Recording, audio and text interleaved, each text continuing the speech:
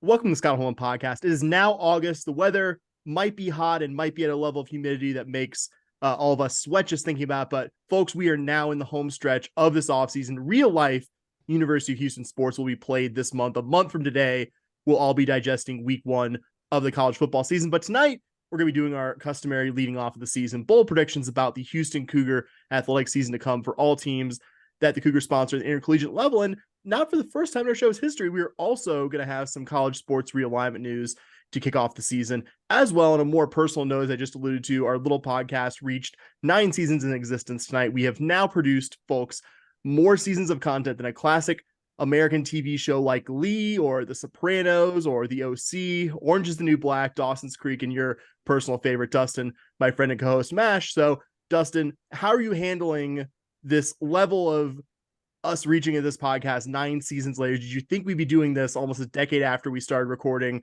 in our old living room in Northwest Houston? And also, in more immediate note, how are you handling these closing weeks of the off season?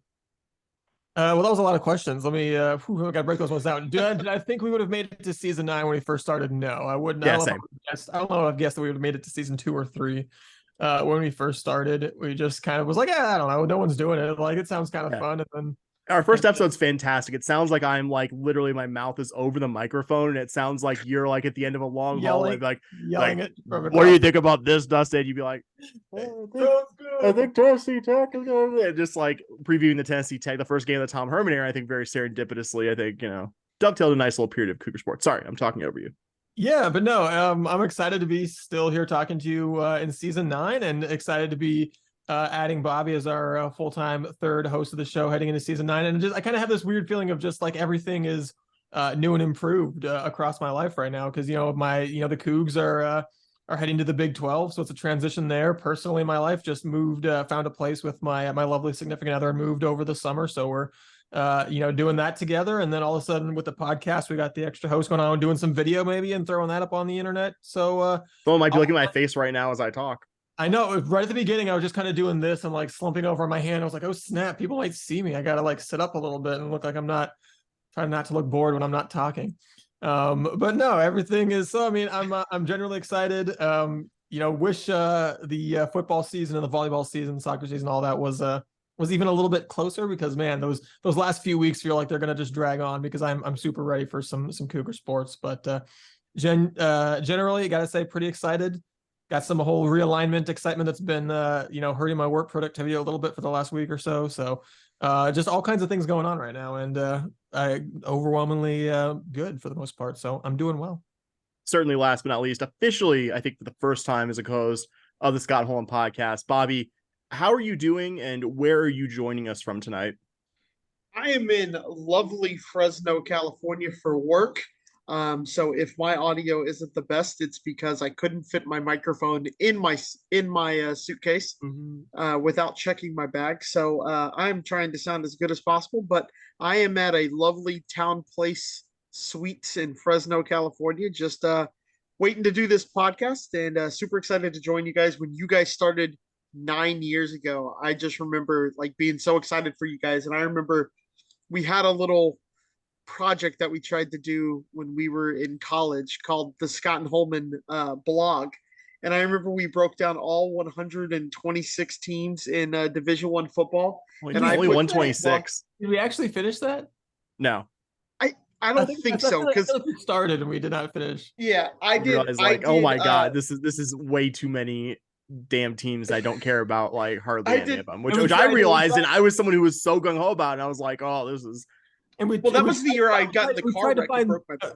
I was gonna say, we tried to find the Houston connection to every. I remember we tried to find a Houston connection for every, and like, and you go, everyone recruits Houston, but not everyone actually recruits. Like most people recruit Houston, and some you're just like clicking on assistant coach profiles, like, oh god, please tell me one of you dudes went to high school. There was I remember it was UW, University of Washington, which could segue us into talk about. Wonder if is there a conference? Has their conference been in the news lately? What? And they had Jake Locker was hurt, and I had put losing Jake Locker was kind of a big deal. And like, I remember their fans on their board were like, "Who are these idiots? Of course, losing Jake Locker was a big deal." And I'm like 19, like, I don't know, man. What do you want from me? Like, they took me serious. I was like, guys, this is not what I can't even legally drink yet. What are we doing here? And like, it was like 8 pages long. So like, I remember we called it Scott and Holman, and then when you guys started this up, you guys were trying to find a new name, and I was like, why don't you guys just call it Scott and Holman? And you were like, why don't we? And It was like a here we placeholder, are. but eventually we're 9 years just like, later. yeah, we don't have a better idea. So here we are. Like, look how far we've all come. Yep. Also, got to mention at the top here, podcast business, our new sponsors, Charlie Hustle, CHARLIE hustle.com, who just dropped a fantastic collection of vintage Houston Cougar wearables shirts, also beautiful crew necks and hoodies for the first time of the year when it isn't 1,000 degrees outside. It feels like a very long time from now, but trust me, folks, it'll get here. And just by listening to me talk right now, you're going to save 15% off by using our promo code at checkout. That's SHP15, SHP15, like Scott and Holman podcast. You're only probably listening to audio of me talking, but my co-host can verify here that I am wearing the Cougs House design with a vicious looking old school Cougar, the old skinny interlocking U of H as well. And I'm not just saying this for an ad read. It's a really comfortable t-shirt, looks really good, and I'm repping the Cougs, which just check right there. Really what I've enjoyed doing about this is really seeing the number of people that have reached out to us after getting their orders and saying how much they really love the designs, how comfortable they are. And it's good. I can say from our side, this really enjoyed how engaged Charlie Hustle is in this. It really feels like there's genuine interest on their side in making a product that Cougar fans like us want, and to get feedback and to keep having you guys buy awesome designs from them. And that's the good stuff. Me genuinely endorsing this product and not just reading some prepackaged copy from someone that doesn't even know our name. It's a partnership, and a partnership I think we're all proud our little podcast is a part of. So before I get any more maudlin, that's Charlie Hustle, charliehustle.com, promo code SHP15. Get yourself some Cougar gear from our new friends over there. So let's do it, guys. Let's get this new season started. And we're going to start kind of, I believe our first episode of season 2, Dustin, 2016 was Realignment, because that's right when the 2016 Big 12 Dog and Pony Show Realignment expansion that never happened, that I try to wipe from my mind, but unfortunately cannot. But I think a lot happier news tonight, even though it's not all good news for college football globally. I think it's really cool that this entire story, U of H has finally drawn some decent cards, I guess proverbially, in Realignment, that we're finally talking about a realignment situation where U of H isn't on the verge of being in a conference that is, about to implode or is about to be way less valuable of an entity than it used to be. That is, of all the scenarios we're going to talk tonight, not something that U of H is going to be dealing with. And I think that's pretty cool. But the story is kind of twofold. Obviously, the big specific one being Colorado, I think officially last Thursday joining the Big 12. But I think also just as important, the increasing uncertainty of this now dwindling number of remaining Pac-12 schools, whether they're going to stick together, where they're going to go, all that good stuff. And even now, as we sit here Wednesday night and record, the picture, I think, is becoming a little clearer about what a Pac-12 media deal could look like. The clarity, I don't think, is making anybody in that part of the world more optimistic. But I guess I would start by just kind of asking you guys both, what do you generally think of the Colorado ad? And honestly, like, what are your thoughts on where the Big 12 could go in addition to Colorado as well? Yeah, I think you mean start with Colorado, because like I said, that's the only thing that's concrete. I think we're recording. It's important to point out we're recording this on Wednesday, August 2nd at 8:14 p.m. and everything we're talking about might be not accurate. The full you idiots! Oregon went to the ACC. By the time we finish recording this episode, we might have to break back into this episode as we're doing stuff like oh, hold on, guys. Arizona officially we just saw Arizona, I think, earlier this evening, planned another Board of Regents meeting or whatever for tomorrow evening. So it sounds like within the next 24 hours, this what we're saying might not be accurate. But as of right now, Colorado to the Big 12 is the only thing that's officially happened in terms of the Big 12 continued expansion / possible Pac-12 dissolution. But just to take Colorado in and of itself for a moment, I'm going to be honest, just because we got them now, I'm not going to change my opinion just because they're now in the Big 12. A year ago when we were talking about this, and it was kind of first coming out, hey, USC and UCLA left. Maybe, the Big 12 was looking at the four corner schools. I mean, I said at the time, I'm like, can we take Arizona State, Utah, and like USF. Like I'd rather just get another Eastern team, get the Warren I-4, establish more of a presence in Florida. Like what the hell has Colorado done? Like they haven't won at football since their fluke national championship in the 90s. They haven't won at, men's or women's basketball on any significant level. So like, what are we doing here? And like, I'm a little bit, since then I've come a little bit around.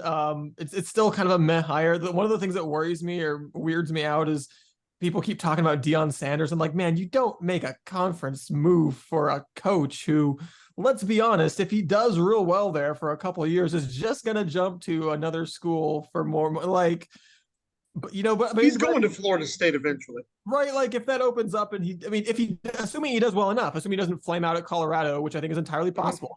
He's, been recruiting, but in terms of winning games, he's been winning games that he's had a massive talent advantage at Jackson State because of all the 5-stars that are going there. And, and he's again, it's great that he can bring a lot of those stud recruits to Colorado, but whether or not that translates to winning games against much better teams is very much TBD.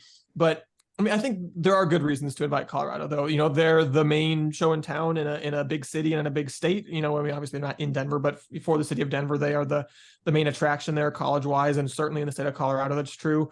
A lot kind of along with that, they've been pretty well attended and well watched on TV for how bad they've been over the last couple of decades.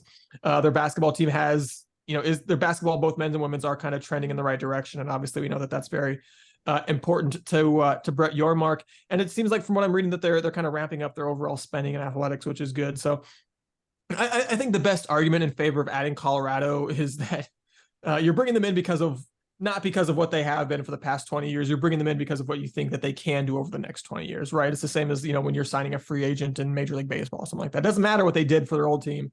You're giving them money because what you think that they can do for you. And certainly the Big 12 thinks that Colorado can, be more of a player going forward. So, that being said, I will still say though, and again, I don't think this is going to happen because it certainly seems like, the Pac-12's media deal, like we all kind of suspected, was not quality enough to keep anybody around.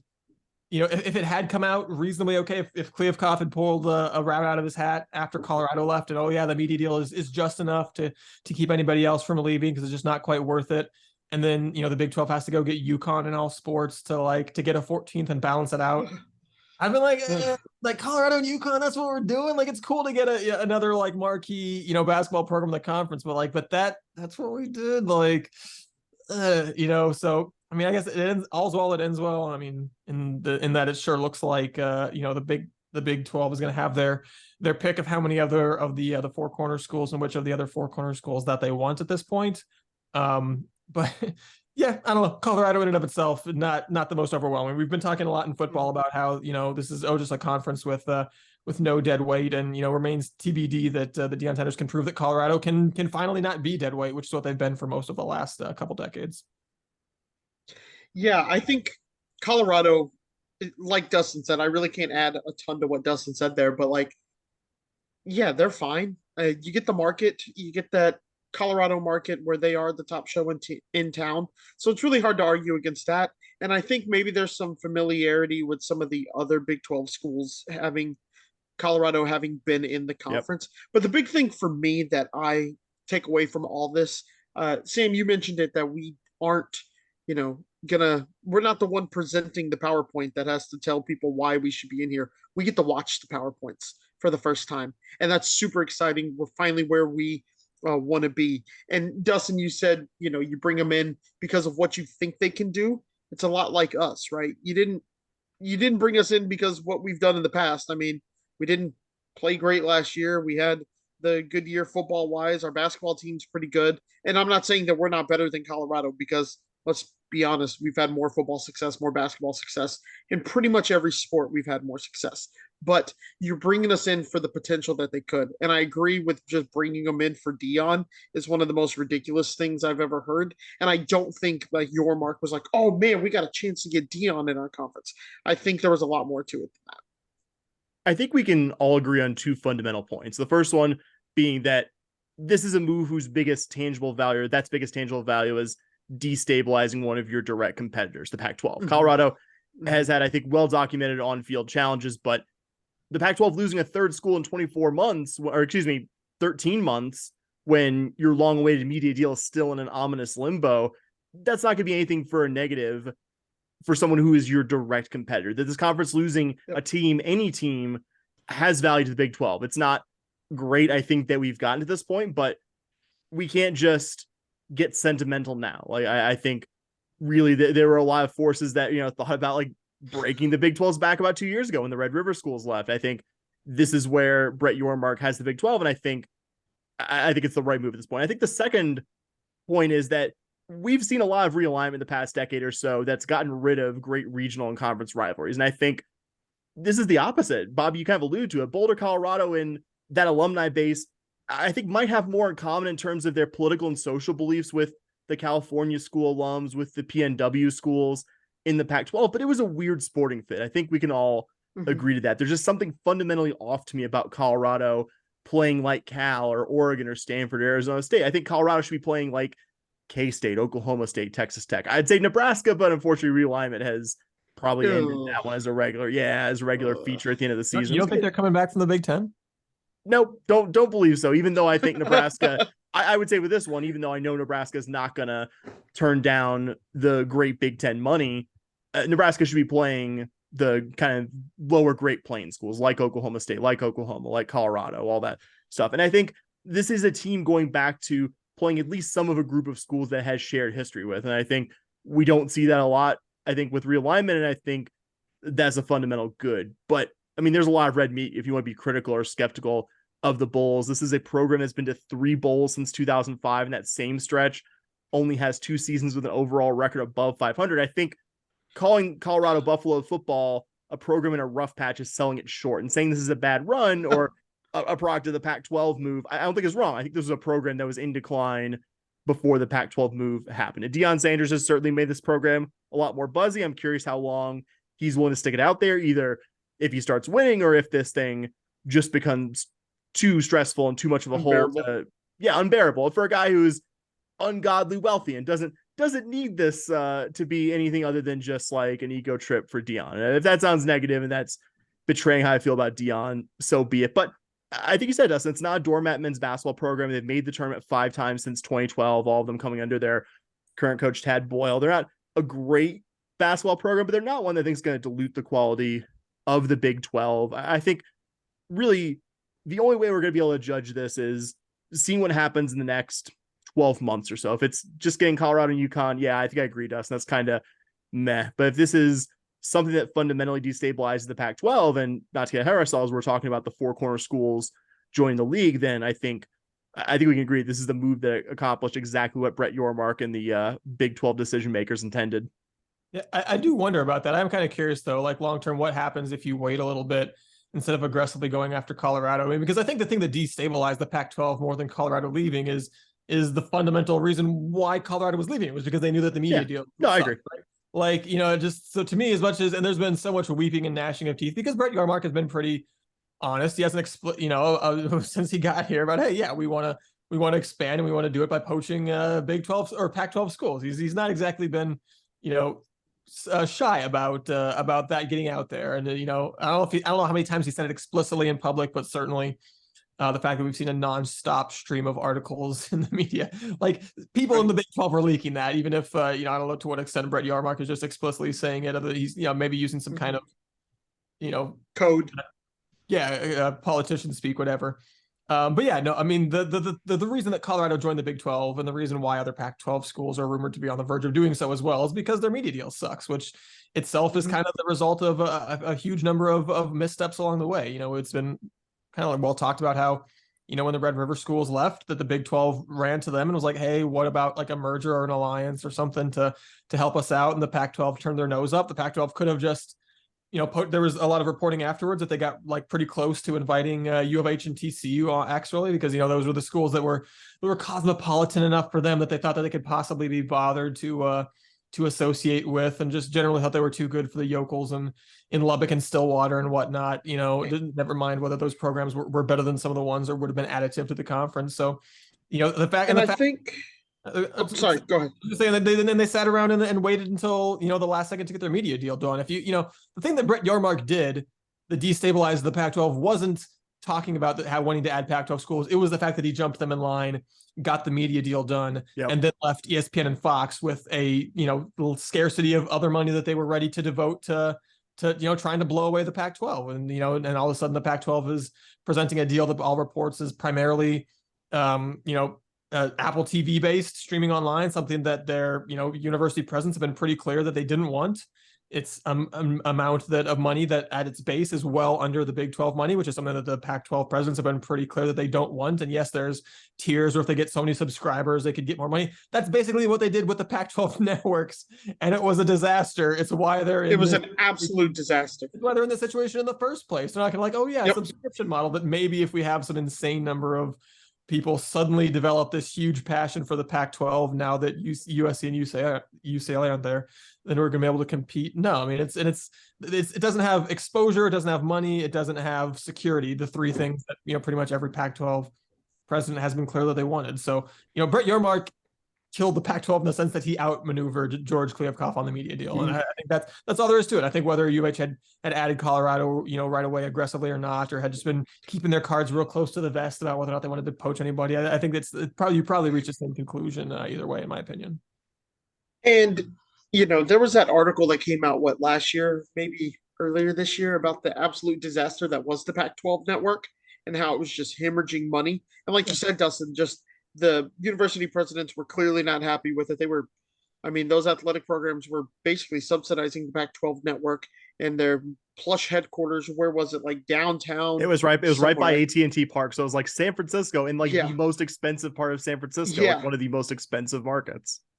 Yeah. And so it just, that was an absolute disaster. And they just never rebounded. They never rebounded from it. And they just, like you said, they just thought they were better than everyone else, that we have all these schools. You could tell something was going on with their media deal when USC and UCLA left. Like, that's got to be a pretty big red flag. Now, don't get me wrong. There's not any conference besides the SEC that any school would jump to if they got a Big Ten offer, right? Any school in the ACC is jumping on that.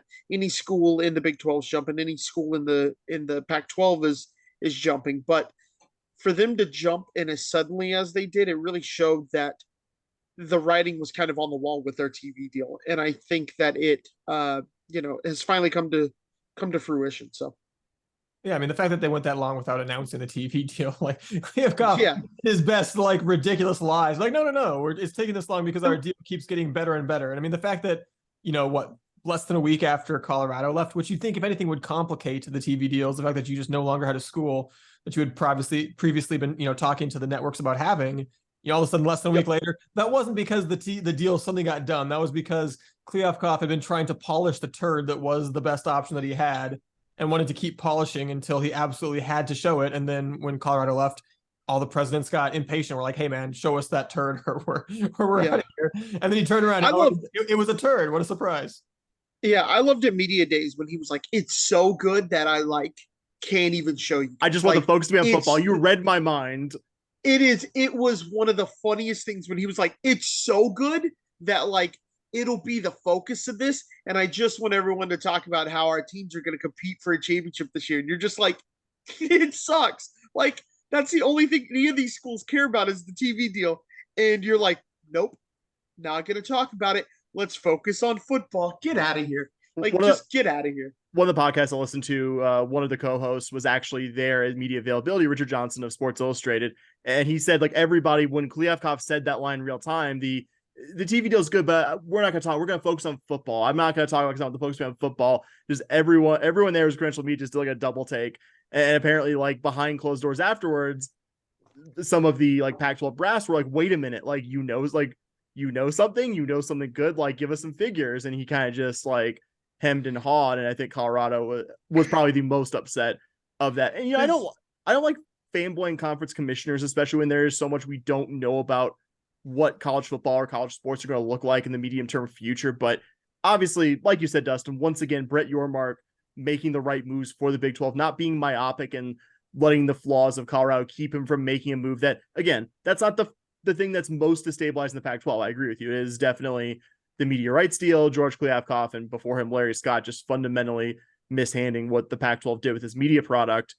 But the contrast between Yormark and Kliavkoff is so stark. Not just the Colorado move, but I would say the messaging discipline between the Big 12 and the Pac-12. It could not be more night and day. And to see Kliavkoff repeatedly over the last year or so put his foot in his mouth. Like, I think it was The Athletic or someone had like a timeline of just the various quotes from December of last year now. And some of them I was shocked. I didn't realize how specific, like people in March being like, no, we're a week or two away on this thing, or people in December being like, yeah, we should know by February. And we are now here at the beginning of August. And all we have is still rumors of something that is just very, very unsatisfactory to all the people that are still left in the Pac-12. And I don't know if we've gotten real concrete news today. Again, 24 hours from now, this could be radically different, but we did have, I think, first from Dan Wetzel, news break that the Big Ten is starting to consider Oregon, Washington, Cal, and Stanford kind of pairing the Pacific Northwest and Bay Area schools.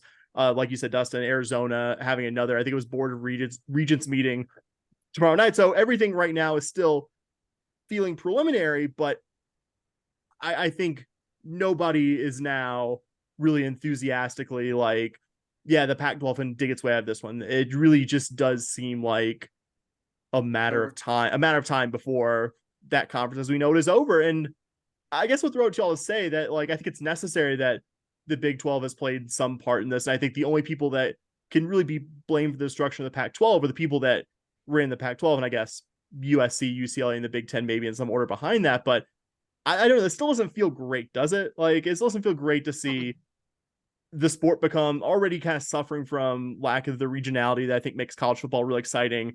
This makes that much worse. Like, come on, Maryland and USC is going to be a conference game. That's, at the risk of demonetizing our first video, that's so fucking stupid. I cannot believe it. Like, and the Big 12's guilty of it too. Like Orlando and Provo, Utah, those two schools, UCF and BYU, the same conference.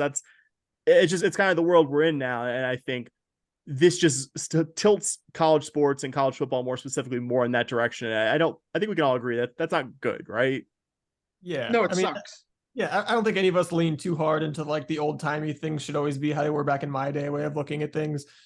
But, and again, we're all here like, ooh, what Pac-12 schools we're going to get. But at the same time, it's like, man, if the Pac-12 dies, I mean, we're watching right now. I mean, we could be, I feel like it's entirely possible we could be watching a similar situation kind of play out with the ACC, where you've got like 7 of the 14 schools there that are really rattling the saber about, hey, man, we know we've got this grant of rights thing that makes it like impossible for us to leave for the next 13 years, but we sure are going to throw a bunch of lawyers and money at it until we like see if we can get out of that, because we sure would like to see if the Big Ten or SEC wants us. Man, if they start picking over the best teams from the ACC, like, because kind of like, man, what is that? Yeah, it's good in the sense that the Big 12 would become the, just clear cut number 3 conference and, in football and the top 3 in every other sport. But is that good for the sport? I don't think so. I think we can both acknowledge that Brett Yormark is doing the right thing for the Big 12. He's seen what happens to conferences when they stand still, and he doesn't want that for the Big 12. And, I can also say at the same time, it sucks that we probably won't have a functional Pac-12 maybe within like a week from now. We might not have a functional ACC 5-10 years from now. Like that's not great. And I think it's also really gross that, at the same time that this is happening, we keep seeing university and NCAA leadership constantly crying and pleading for Congress to step in, and Congress starting to show a lot of willingness to step in when it comes to NIL rights and young people making money, because, the young people are chasing the money, and isn't this just ruining college sports, and we have to tamp it down and like keep it under control by our rules. But if university leadership at, USC or UCLA or UT Austin or, every other school in the country, is going to just chase the money and just take us from a bunch of, kind of like I said, regional conferences to just having country spanning mega conferences be the norm, something that I would argue has a much more negative impact on the overall fan experience and much more negative impact on the overall student athlete experience than freaking NIL does. Like, nobody's asking Congress to step in. There's no bipartisan consensus that something has to be done. And it sucks. It sucks that you can just reliably expect the adults in the room to never be held to anything close to the same standards that they want to hold the student athletes to, who make them rich, not to get us on too far of a tangent here. Yeah, I think the regionality of college football is what makes it fun. Why did we want to join the Big 12 for so long, right? Because we were tired of playing East Carolina, because I don't work with anybody who is at East Carolina. Who am I going to smack talk to on Monday at the Cougar, right? I get to go in and talk smack to all the Aggies who give the cry of the Aggie of if we would have just done this, we would have won. Like, it's fun to smack talk that, but then they're like, hey, did you beat, Western Michigan and that kind of stuff? It's like, I don't I don't work with any of these people. I don't get to hang out with any of these people. I don't get to talk smack on Monday and Sunday when I see these people. It's just more fun when it's more regionality because we all have friends who are Texas Tech alumni. We all work with somebody who's an Aggie. We all, well, not Sam because he doesn't live here, but right. So we all have that experience, and it's so much more fun when you get to see those people every single day. Like, how much more fun would the Big 12 be if we had A&M in this year? Right? Imagine an all Texas conference. UNT, you could throw Rice, Texas Tech, like A all the schools in Southwest Texas. Conference, if you will. It sounds Yeah. like a poor man's version of the Southwest Conference because we're throwing like Right. But how much fun was that, right? Like it would just be it's so much more fun that way. And it is sad, but it is what it is, you know? Yeah. I was gonna say I would really love to see, and I don't think this is gonna happen. I don't think so. It would need some omnipotent commissioner of the entire NCAA to be appointed probably to make this happen. I'd love to at least see. I think I can be realistic and acknowledge that for football, maybe the like 20 team mega conferences thing is just gonna be the norm. I really wish we could just like bifurcate football conferences from every other sport conferences, right? Because there's again, you have like 12 football games a year. So you know what? If Rutgers has to fly to USC for a football game on a Saturday, like okay, fine. But as opposed to like flying their volleyball team out for like a weekend where they're going to play, Oregon and Washington or USC and UCLA or whatever, and having to maybe do, both of those, whatever the case may be. So like a round robin. And given that football media kind of drives those, I long for a future in which, maybe a semi-realistic future in which there could just be football in these 20 team mega conferences, and at least the other sports could go back to something a little bit more regional. But it seems like that's probably even that is probably pie in the sky, because it just seems like consolidation across the board is the way things are going. I've seen a couple different things where it's referred to Brett Yormark actually being quite interested in, and like you said, kind of not exactly what you're saying, but bifurcating like football media versus basketball, and just seeing a potential in this super basketball conference that the Big 12 could potentially be, and maybe decoupling that from football. It's still a very respectable product, but you add UConn, it means quite different things for round ball versus football. I think the only other thing to talk about with this, and I'm kind of curious, we can keep it brief so we don't go too long on this subject that's not really U of H related, except in the most tangential way. What are all your kind of short wish lists for the Big 12 to add here in the next week or month or whenever the next domino falls? Are we talking realistic? Because that Yes. really yes, okay. I would add Alabama. Realistic. Okay, real No, good like, answer. Thanks. I wouldn't man. go that far, but like it'd be really sweet to get some of the ACC teams in. But Pac-12, like ACC is not as insanely unrealistic apparently as it felt like a month ago. Before I think Florida State just had a Board of Regents meeting solely to talk about the ACC and how much they deserve more money, which I don't know if I would have expected that a month ago. I knew they were kind of unhappy, but I didn't know it was like public Board of Regents meeting where we just talk about how we're the most just like victimized fan base in the world. I think wish list wise, give me Oregon, give me Washington. I'd like Washington State too, not that they bring a ton in terms of talent, but I don't know why, but like I tend to follow them. We have our, we became the Cougars because of them. 3 Cougars in this conference, Bobby. Get a hold of yourself. I think it would be fun. I think 3 Cougars? That's insane. You're a madman. Or as some people call it, Vegas on a Friday during the summer. Hi, yo. All right. Anyways, but yeah, I think those 3 would be kind of fun. And would that get us to an even number now with Colorado? That'd get us to 16. You talk about adding Oregon and Washington and Washington State. Oregon, Washington, and Washington State. Yeah, that'd be 16. Yeah. I think that would be my realistic wish list.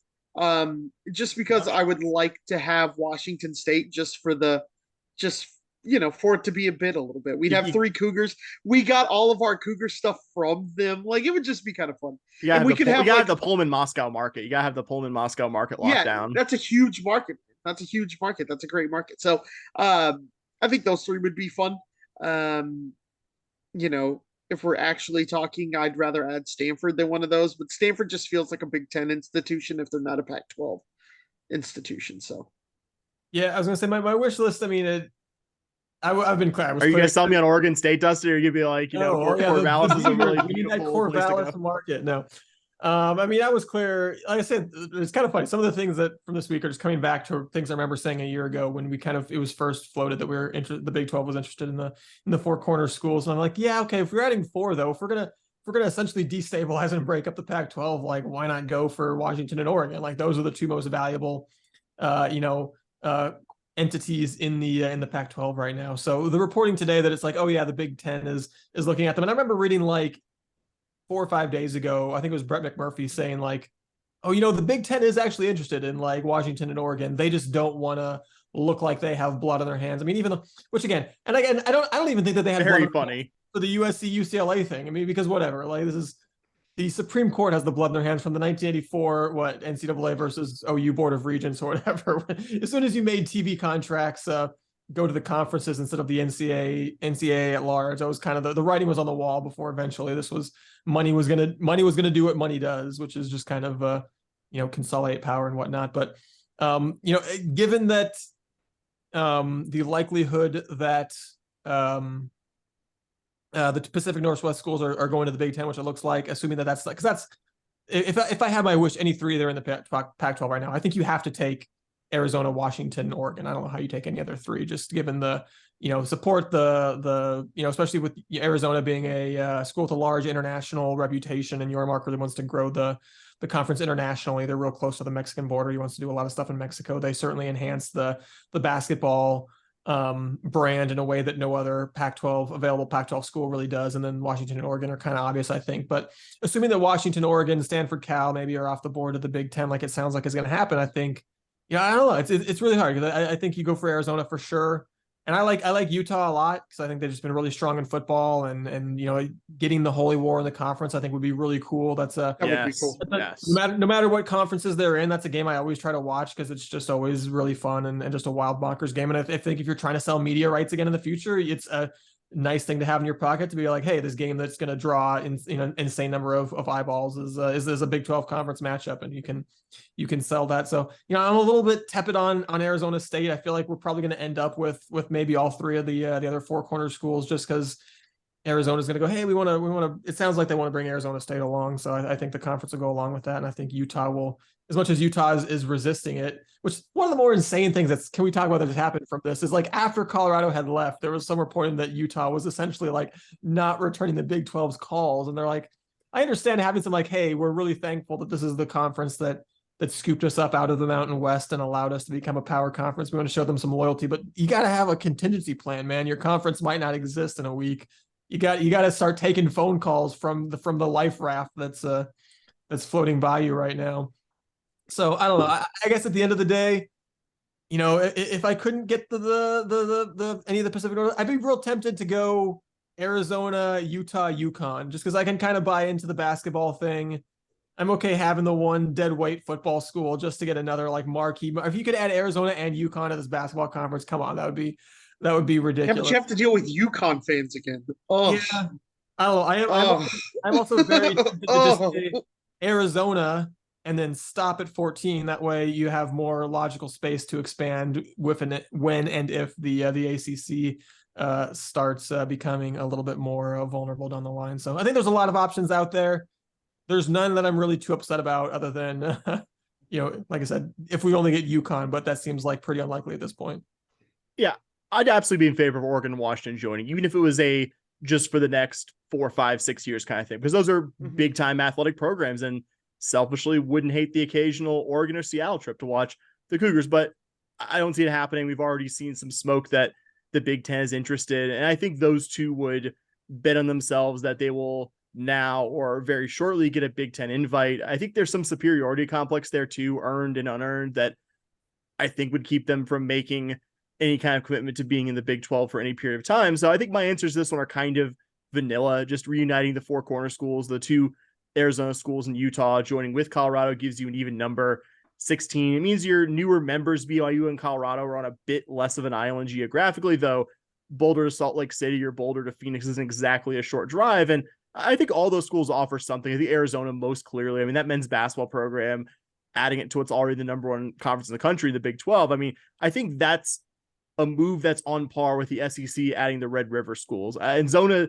that's the last Western United States program to win the whole thing. That's a really, really good program, generally, really, really passionate hoops fan base. Utah, really consistent top 25 football program, would immediately, I think, improve the football product. Harder to see exactly with Arizona State, though. They have an enormous enrollment, an enormous fan base, and they've done more recently with men's hoops than Colorado or Utah. It doesn't get you in all 4 time zones, which I know is something Brett Yormark really, really wants to do. Arizona kind of half gets you in there, but I've seen UConn come up a lot as Yormark's desired pick, and whatever you think of them, it would make the Big 12 hoops product even more of an unstoppable force. But I do wonder how Yormark can sell the Big 12 presence he reports to, and adding UConn for all sports, adding that UConn football program that isn't the best. So not a wild or exciting answer on my part, but I think it's the one with the most likelihood of happening. Fellas, anything else you want to talk about when it comes to realignment in Colorado? Yes. Here is my. I was saying, if you add like 3 of the four corner schools and UConn pods, 14 pod, BYU, Utah, Colorado, Arizona, 14 pod, the Texas schools, 14 pod, Oklahoma State, Kansas State, Iowa State, 14 pod, The Great Plains pod, the Eastern schools, Cincinnati, West Virginia, UConn, UCF. I'm just throwing out the pods. My only I like that problem a with lot. I'd be UConn- okay with that. My only problem with UConn and adding UConn is football drives. Football has pretty much driven conference realignment this whole time. And we talk about basketball a lot because we're a good basketball school currently. And so that really bringing them in, I see the ad for basketball, but that's not what drives, especially when Yormark is talking about the whole splitting up the rights. Basketball does better, but is it really that much better for football? And football is what drives the media deals. All right. I think that sounds like that is all of our realignment thoughts. So I think we're going to go ahead and jump in with. Can't wait for this to be out of date in like 22 hours. Can't wait to. by this time tomorrow, Arizona and Arizona State are in the Big 12, and it's only a matter of time before Utah's coming as well. Who's joining the MAC? Oh shoot! Wazoo. Pullman is spiritually Midwest. I know it's Southeast Washington, so it's a little far afield from where the MAC is, but that's my pick. God, wildly divergent opinions on Washington State in this podcast from you and I, Bobby. I was going to throw out UNI moving up to FBS and joining the MAC, Northern Iowa. Go Panthers! All right. Moving along. So if you're a longtime listener to the podcast, you may know that the first episode of every season for the last several years, we have made bold predictions. So for each sport, we come up beforehand with a kind of yes, no, up, down, pick your answer question. And then we reveal our answers to each other on what we think will happen in each sport for the coming year. And so we're going to real quickly run through last year's picks and what happened. And then we'll go ahead and make some picks for the new year. And it's always been Sam up until this point. So we're excited to have Bobby joining us for the coming year's predictions, but wasn't around. So for reviewing last year, we'll go just Sam and I. So going to go ahead and spoil the ending here. After I won the title King of Incredible and Accurate Predictions, the first 2 years we did this thing, Sam took the title from me last year with 7 correct predictions out of 13 to my 6. But this year the crown is back where it belongs, as I made 10 correct predictions out of 16 to Sam's 7. So we'll go run through those. Our first one was Cougar soccer, and we asked, would Cougar soccer win over under 13 games, which was one of the predictions, maybe the prediction as I looked back that we go, that was kind of a silly one. Like we were really high in the soccer program, I guess, because they only played, again, part of the reason they only played this because they got knocked out in the conference tournament real early. So they could have played more matches than this, but they only played 16 matches overall. Nonetheless, I was real confident and said they were going to win over 13. Sam said that they were going to win fewer than 13. So I swear I'm going to eventually end up winning this thing. But Sam got off right off to the start with not having faith in Cougar soccer. Yeah, I remember though. I think I said it was going to be just under, so I can't even get like too braggy about my first correct and not to be correct very often from here on out. Yeah, and then Cougar volleyball, we asked would they be making the postseason for the first time in quite some time. I did say yes. Sam did say no on that one. Ye little faith. So very excited to That's a big miss. Be correct on that one. And speaking of big misses, the next one we asked for football was will Cougar football win the American Athletic Conference title? Sam and I both said yes. God, that feels like a lifetime ago. That feels like you should have hit though. I would have taken yes there. Also for football, we asked, would Clayton Tune throw over or under 35.5 touchdown passes? We both said over. We were both correct. He had 40. So like that the first four, we had one that Sam got, one that I got, one that neither of us got, one that both of us got. The next question was men's basketball. We asked, would the Cougars make the Final Four? I was correctly pessimistic, saying no, they would not. Sam said they would. I obviously was correct as the Cougs went out in the Sweet 16. I was also correct with the other men's hoops question which was, would the Cougars have multiple first-round NBA draft picks? I said yes. Sam said no. Obviously, Jarris Walker and Marcus Sasser both taken in the first round. Can't believe I didn't think Marcus Sasser could have been like an end of the first round guy. That doesn't seem like a especially like spicy prediction, which ended up happening. And yet 12 months ago, Sam, real idiot. I mean, to be fair, if Marcus Sasser gets dinged up even a little bit, or if maybe he just, because he's not a prototypical NBA guy or whatever. And then if Jarris, I think you even made the point, like, hey, everyone, Jarris Walker might be a lottery pick. He might be Quentin Grimes and need 3 years until he gets drafted, and obviously he was a lottery pick. So that worked out well. Man, I really killed it on the basketball predictions because our women's basketball was, will the Cougars finish in the top 3 in the American Athletic Conference? I said no. Sam said yes. They finished 4th place at 10-5, half a game behind ECU. So very close on that one, but I got that one there. Track and field for men's, we asked, will the Cougars win the national title in an event this year in either indoor or outdoors? Sam and I both said yes. That did not happen. They had a couple, Devion Wilson and Sean Maswangani both got reasonably close, but neither was able to win the Natty. And then for women's track and field, we asked, would the Cougars win either the indoor or outdoor AAC team title? We both said no, both correctly intuiting that UCF was probably going to take both of those titles again, which they did. On to golf, we asked if the women's team would make the NCAA postseason. Another one where we asked if a women's team would make the postseason. Another time that I said yes and Sam said no, and I was right. Not to strain my arm, patting myself on the back here. That was a good one. That was a good one because we didn't know very much. Karen Fredgard had left right before last season. It was looking like a really young roster, so really, really nice. No, I remember the time feeling like I was going on some fairly blind faith in the overall strength of the program without really knowing the mechanics of how we were getting there, but made it and finished 8th place at the Pullman Regional. And then men's golf, we asked, would the Cougars both make a regional and then finish 8th or better? We both said no, and they did make a regional, but they finished 12th at the Stockton Regional, so we were both correct on that one. Swim dive, we asked, would the Cougars qualify over or under 2.5 athletes to national championships? I said over. Sam was correct to take the under, as U of H actually didn't qualify anybody to nationals this year. Seems a little ambitious. Like looking back, like that's a little ambitious. Like we probably should have like asked more about like repeating for the conference title, which they did, and I think we still feel good about it. But yeah, like look at that, it's like maybe not there yet. I mean, a year we were coming off of qualifying 1 athlete, but the year before that we had qualified 3. So I mean, we had done it one of the 2 previous years. So I think it wasn't a ridiculous question, but didn't quite get there this year. For tennis, we asked, would the Cougs reach the AAC semifinals and score at least 1 point there? We said no. Both of us, we were both correct. They lost to UCF in the quarters. We asked if the softball team would have a regular pitcher with. I'm realizing, Sam, as I judge these, that I am a total idiot because I did the baseball stats for softball, because softball did have a pitcher with a sub-3 ERA, right? I don't think Kenna Wilkie. Or is Kenna Wilkie not quite under 3 there? I think she was around 3. Vamp. Here, you keep going. It was definitely only Kenna Wilkie. Anyway, so I will jump to the next 2.61. So 2.61. Look at me having not enough faith. Better than I thought we did. I had us both wrong, but yeah, Kenna Wilkie. So we were correct that softball had it. I got 8 right instead of 7. Let's go. Still lost by the same margin, but you know what? So that's my 11th correct. Yeah, so I myself on the back once again.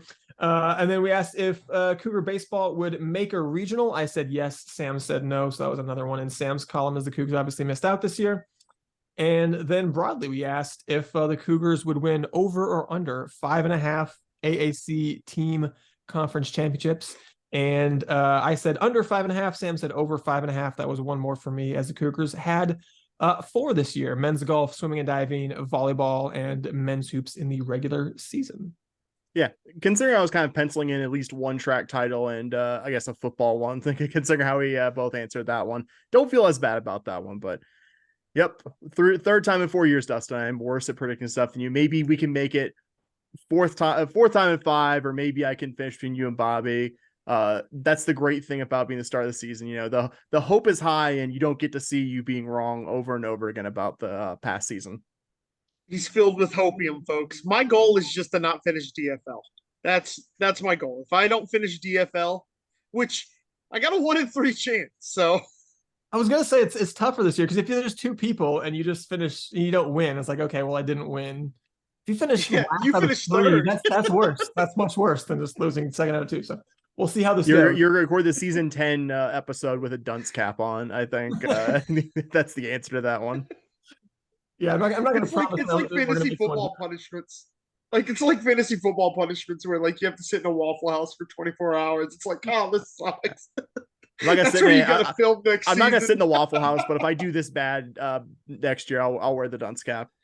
That's my guarantee. I'll agree to it. I don't know if I'm going to commit to the dunce cap. I don't know. As much as bold as I've been about how good my predictions are here, I'm checking out now. It'll just bring me back to elementary school. Just in the corner, I'll just be like, man, this sucks. Everyone's going to be season 10. It's going to be the season 10 premiere. I'll be so excited. I don't have to wear a dunce cap for that. It'll be embarrassing. Fair. Fine. Anyway, so like I said, we're going to move on to this year's bold predictions. We've got 17 questions we're going to ask. I think one more than last year. And we've got 3 people making predictions, also one more than last year. So Bobby, why don't you go ahead and kick us off with our first bold prediction here, and tell us what the up-down question we had was, and what your answer is. All right, so soccer, since they kick off the season, they kick off our bold predictions, and the question was, will Houston win under 2.5 Big 12 games next year?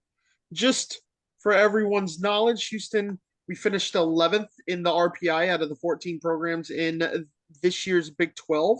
So I said under, which I'm not super confident in, but I did say under because we are losing some scoring, and we already didn't score. When you lose some top scorers from a team that already couldn't score, that was a big problem for us. I don't see us winning, more than 2.5 games this year. Big 12 games, I'm sorry. Dustin? Yeah, it's funny. When we were writing these questions, and I was just we got them all down, I started going over. I just kind of penciled myself in for an under on this one, and I just really talked myself into over. I'm definitely don't feel great about it. I didn't think I was going to end up there, but looked at the schedule. Houston plays 10 out of the 13 teams in the Big 12, and the schedule makers did them pretty good. They, the 5 worst Big 12 teams other than Houston in terms of RPI last year are all on the schedule, as well as number 80 Texas Tech. So I think that's 6 reasonably winnable games. Did lose some players, but I really like the additions. Sam and I have talked a lot about, the additions that the staff has made this offseason through the portal. I think soccer is one of the programs that did the most to help itself in the portal this summer. So, what the hell? I'm taking over 2.5 Big 12 wins for Cougar soccer. I went under. This team was multiple goals worse at home last year to a terrible Big 12 team in Baylor and an okay team in Texas Tech. I mean, you got to show me here. I like the talent the staff's brought in the portal, but I think nobody here, player or coach, gets the benefit of the doubt just yet. Like the incoming talent, this won't be a winless team in the conference. This won't be the worst team in the conference, but I'm not ready to predict 3 wins yet. I think it's going to be close. I think I'm pretty confident you're going to get at least 2 wins, maybe a couple draws. Now, those are a bit more common with the soccer rule change, but I'm not ready to predict 3 wins for this team yet, which I know that sounds harsh, but this was a 2-win AAC program last year. I'm just not ready to make that leap yet. Fair enough. So if they get a draw, does that count as a half? No. We said specifically win. We could have done points. We could have done Big 12 points. We didn't do that. We did win. So no. And I just had to ask. I had to ask for clarification. All right. Keep it chronological here. We're going to ask our first of 2 volleyball questions, which is, will Houston finish in the top 4 in the Big 12 standings? It pained me to say this, and I feel like I'm repeating myself from the volleyball pessimism. And I'm so optimistic about this program, but I feel like I answered it kind of pessimistically last year. but it pains me to answer it this way. I'm going to answer it no. Bobby. Yeah, I said yes. They were picked sixth by the media, and I think coming off a Sweet 16, I feel like the team's going to be feel a little disrespected and come out ready to prove a point. Just y'all's interview with Coach Rare, which I sadly wasn't able to be on, but listening to it, you could just tell that he had a bit of an edge to him in terms of like, we're going to show some people some stuff this year, and we expect to compete for the Final Four this year, right? That was a big thing he said, is that like our next step is the Final Four, and if we want to get there, we got to be good this year. And if you want to go to the Final Four, you got to finish in the top four of the Big 12 standings. I feel like they're going to come out with a little bit of a chip on their shoulder with some disrespect of being picked six. So I said yes, they will. What about you, Dustin? Yeah, I also said yes. This was one I felt reasonably good. And again, I got a little pause because, like you said, they were picked sixth in the coaches poll preseason. So that's a little bit, but at the same time, they were the fourth best RPI among Big 12 teams last year, and they were 2 spots behind Baylor and only 1 spot behind UCF. So essentially, right neck and neck. They, I think could very well be in the fight for second place behind the Longhorns. They're probably going to win the conference if we're being honest. But and then again, it's a little bit scary because there's so many good teams that could have a good year and could jump up and leapfrog the Cougars. But I felt like this was a really good team last year, and I think that with the additions that they made, even with losing a couple players, I think the portal additions that they got makes this a better team than it was last year. And they were already by RPI the 4th best team last year. I would just add, if this question had been top 5, I'm almost certainly going to be answering it yes. This is not an answer on my part based on any lack of belief in Cougar volleyball. Just this is a really, really good volleyball league we're going into in the Big 12. U of H could be the 5th or 6th team in the league standings and still be a comfortable at-large team. That's how good Big 12 volleyball is. So that's why I'm saying that, just because I think this is going to be a really good league. I think it is going to be a step up in competition for this team, but a step up I think they're capable of making. I think a team capable of the postseason run and then some that we saw last year. Mm-hmm. All right, our second volleyball question is a statistical one. Will Houston improve on last year's 249 team hit percentage? So I was obviously real confident about how well the team is going to do. So of course, for this one, I said, no, they're not going to improve on last year's 249 hit percentage. And I think the reason for that is one of the things we talked to Coach Rare about. I was very happy to kind of ad-libbed at the last second. I said, how do you balance putting together a non-conference schedule that gets you ready for an insanely good Big 12 versus just having an overall death schedule? And he goes, I think we kind of do have a death schedule. They kind of do. Like, it's not, it's a loaded Big 12, but it's also, like we said, some really quality teams in the non-conference as well. So just not a lot of gimmies at all. Whereas, playing in the American this year, you had a fair number of teams that, kind of like Coach Rare was talking about. He's like, I don't want to disrespect anybody in particular, but there's some matches you just kind of had to show up for and you knew you're going to win, whereas you're just not going to get those. So I think Houston could very well be a better offensive team. I think they will be a better offensive team than they were last year. And I think they could do that. And their team hit percentage is going to go down just because the strength of schedule that they're playing is going to be that much tougher. So despite my confidence in this team, despite thinking that their offense will be improved, I think they're not going to improve their hit percentage. This one was tough for me because I really like the addition of Kenna Sauer. She was a first team all Big 12 selection at Texas Tech. There's no projection there. She was already one of the best offensive players in this conference, and she's adding to this team that's really good so many other areas. Nena Mbanu was a rotation player on the national runners up. You have Abby Jackson, a proven commodity, playing her 5th college season in this program, and 2 really high level distributors, organizers, whatever you want to call them in this offense, your setters, Morgan Yonda and Annie Cook. But again, I'm going to sound more pessimistic than I am. I'm going to answer this no, just because this is going to be a team playing a much tougher schedule. But with all respect to last year's team, I think this team actually has a higher offensive ceiling because of Sauer, because of Mbanu, because of Jackson playing her 5th college season. But yeah, like Dustin said, I think a lot higher level competition. Sorry, Bobby, stepped on your toes there at the start. Oh, no, you're good, brother. So I actually had us down for yes, but listening to you guys talk about it, I think y'all may have convinced me. Like this team is going to be better offensively, but the schedule is much tougher. I'm going to go with no. I am going to flip it last second. I'm going to call Omaha or whatever Manning always called. So I'm going to go no, but I do think the offense is better. I think I think this team is going to take another step, whether that's an Elite Eight, whether it's just looking better overall. But as much as I hate to say, you guys are right. I think in the schedule is going to make them statistically not look as good as last year, but it's going to be as good of a team as last year. All right, so I will take the next question, and that is our first football, one of two football questions. Who leads us in rushing this year? So who leads Houston in rushing yards this year? And I went with Snead. All right, and I went with Snead. What's up? So I went with Snead. He's looked good. I really like what he does. He's got a lot of explosive plays for us last year. Yeah, I could go Mathis here, but I think Snead's going to start the season, as our starter, and he's going to kind of go from there. And I think he may just get it from the start, and Mathis may come in later in the season and take over. But I think the early start that he's going to have is going to get him there. What about you, Sam?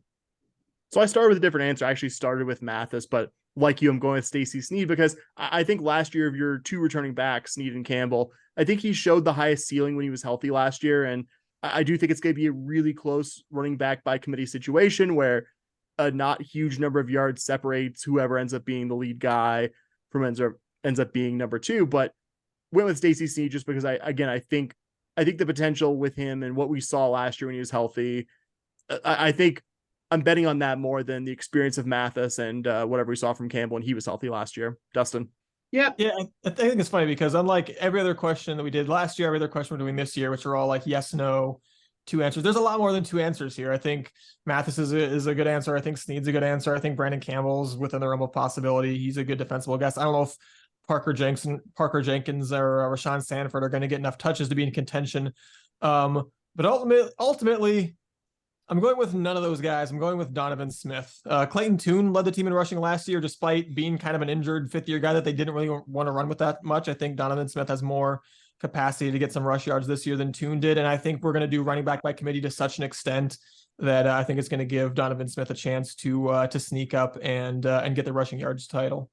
If you had asked me touchdowns for this one, if you'd asked me touchdowns, I would have definitely taken Smith rushing touchdowns, but I don't know. I don't know if he's gonna be a runner in the same way that Tune was, but it was one I definitely gave like half a thought to. I like it's a very creative answer there. So our second football question, one that I think we've kicked around among ourselves internally here, is will Houston win the Vegas over under right now, which is 4.5 games this year. I said over, but only just. I think 5 is the highest likelihood number that we'll land on this year. And for number of wins, though 6 isn't impossible, 4 and 7 aren't impossible either. But if this number ends up being 5, I think 3 non-conference wins and 2 conference wins, or 2 non-conference wins and 3 conference wins is doable. I'm not wildly confident in it. This is not my highest confidence answer of all the things we're going to talk about tonight, but I think I'm going to say over. If this was 5, I probably wouldn't have said over to it. So Dustin, over or under, where are you putting your chips? So it's funny. I talked about soccer or, European football. I said, I started out, my gut reaction was under, then I talked myself into over. Did the same thing with American football, actually. My first reaction was like, I just don't know. Because A, there's no real gimmies in the Big 12, and then B, the UTSA is not a gimme. The only 2 games I feel really pretty confident we're going to win is like Rice and Sam Houston, right? And then you got 10 really challenging games. But I don't know. I just feel like U of H as an institution and Dana Holgerson as an individual do the best when there's kind of no expectations and they can come in with a chip on their shoulder and kind of surprise some people. And they're getting picked to win 4.5 games. There's no one coming. They're not, no single person is going to pick them to do anything more than maybe barely sneaking into a bowl game. So I don't know. I stewed on this for a little bit and I was like, you know what, screw it. What the hell? I feel like we have the chance to, again, if it's 5.5, I'll go, okay, all those good feelings went away. And I'm probably taking the under at that point, but I don't know. I'd like to think we can sneak up to 5 and 7, maybe 6 and 6. I'm going to go under. Just talking at media days, they kind of asked everybody, what's a successful season look like? And they were like, a bowl game. A bowl game's a super successful season. If 6 wins is a super successful season, I think 4.5 is a great number. I think it's going to be 4 or 5, honestly. But to get the 5, we had to win UTSA, and then if you don't win the UTSA one, then you're going to get the win versus West Virginia. It's in West Virginia. Holgerson's first time It's back. in Houston. Oh, it is in Houston. I looked So I at the think schedule it's a wrong. My bad. Thursday or a Friday night game, I think. Yeah. Oh, yeah. Thursday. I looked at That's it wrong. right. I looked at it wrong. My bad. But either way, I still don't have a ton of confidence with that. So I have us at 4 wins. I think we'll absolutely hit 4. A good season. We'll hit 5, maybe 6. But I think I can get us to 4.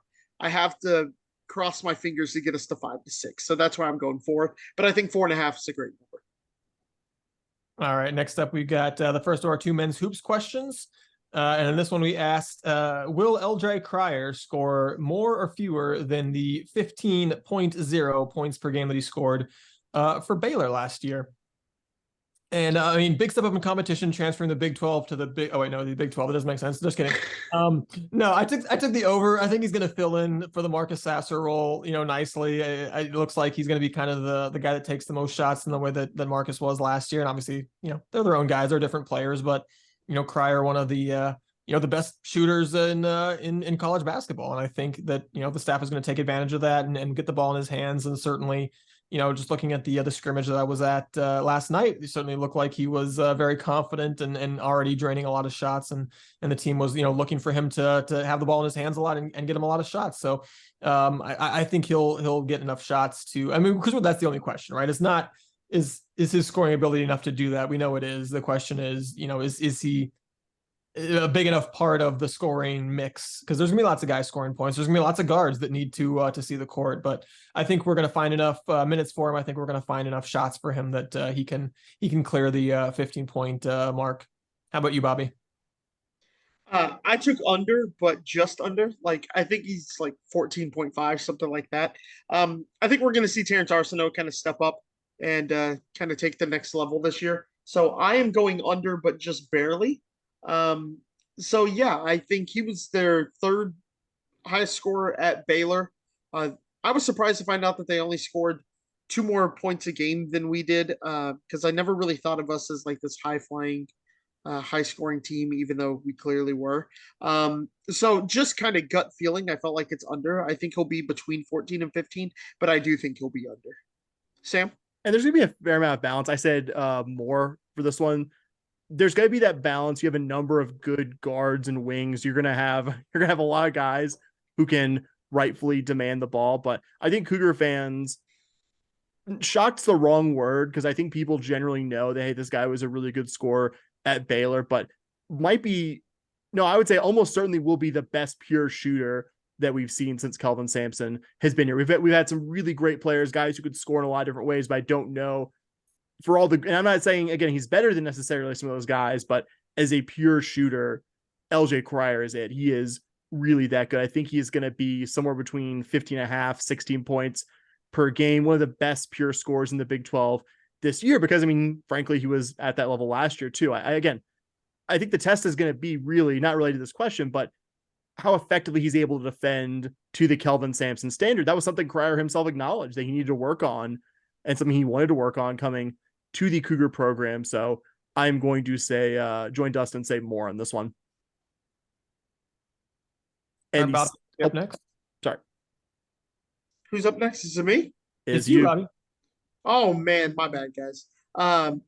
Men's hoop, second men's hoop question. Will Houston win over or under 11.5 Big 12 games this year for men's hoops? I will tell you right now, I took the over, and I took the over by quite a bit, actually. I went through the Big 12 slate, and I got us at 14.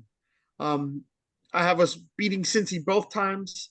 I have us beating Iowa State both times. I don't know why I'm so confident about that, but I kind of am. Split with Kansas, split with Texas, win both UCF games, beat Kansas State, beat OSU, beat West Virginia, beat OU, beat BYU, beat TCU for 14. So I have us at 14.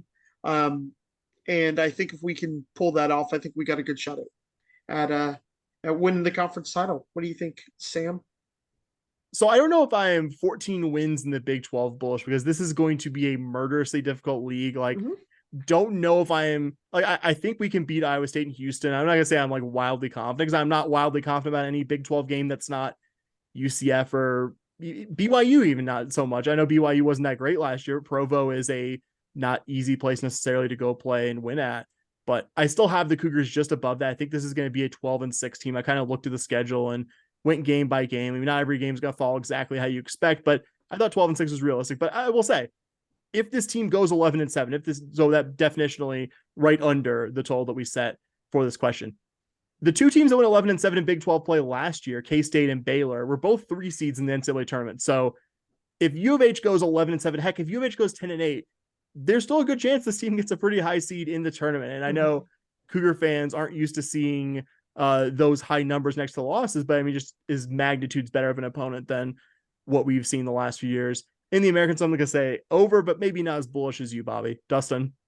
Yeah, I actually took the under on this one, and I say that terrified of underestimating this program. And Bobby, you know, I think if I went through game by game and said, "Oh, do I think we have a better than 50% chance of winning this game?" I might come out to a similar place to where you are. But you know, unlike the American, where all those games you kind of pencil in, or you pencil them in because you know you would have to show up with your C game or something to have a chance of not beating this team. All Houston has to do against a lot of these teams that they should beat is show up with like their B-B game. And these Absolutely. teams, TCU, Iowa State, you know, all these teams are good enough to beat us. Kansas is good enough to beat us twice if we don't show up with our A game for both of those games. So I think it's just kind of like what Sam said. I think going 11-7 in this conference would be an impressive feat that would get this team a really high seed in the tournaments. And I feel like that's about where we'll end up. So I went ahead and went under, but I don't think we'll be a lot under for sure. So next up, Cougar women's hoops. Our question for the Lady Hoopers is, will Houston finish in the top 10 of the Big 12 standings? I said yes to this one. Am I confident that it'll be a lot higher than 10th, fellas? No. But I think there are enough teams that U of H was demonstrably better than last year to indicate this won't be a bottom 2 or 3 team in the conference. It's an experienced group. I think a bought-in group by the second half of last year was at least playing at a high level on the defensive end, though. I mean, offensive struggles cost this team a chance to play in the NCAA tournament, which is still a bitter pill and still kind of it feels like a fatal flaw with this team. But if the offense progresses even a little bit, I mean, we could be talking maybe even top 8 or top 9, but I'll have to see that first before I'm that confident. But I didn't have to sell myself too hard on top 10. Dustin? So I said no on this one. So looking at last year, there was probably 8 of the, you know, kind of really all the returning Big 12 teams. This is one of the rare sports where like almost all of the returning Big 12 teams are almost better than almost all of the incoming teams were next year. So I think there's like 8 of the 10 from the Big 12 last year where I think, you know, better than Houston were.